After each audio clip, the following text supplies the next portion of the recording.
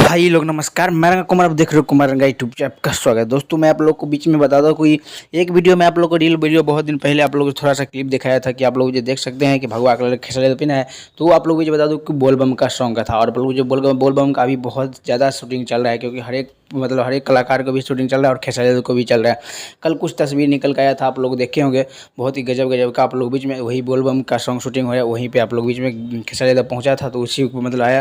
लेकिन एक भी फोटो नहीं है कि बोलबम ड्रेस में पहना था, उस वाला फोटो नहीं है। लेकिन बहुत जल्द आप लोगों को आ जाएगा, क्योंकि खेसारी का बोलबम सॉन्ग आप लोगों से सावन सॉन्ग आप लोग से शूटिंग होना चालू हो गया। तो आप लोग का क्या है बड़ा है, कमेंट बॉक्स में जरूर बताइएगा।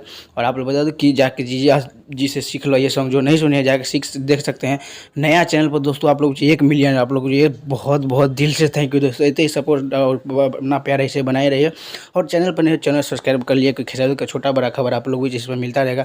मैं मिलूंगा नेक्स्ट में, तो तक ले जय हिंद।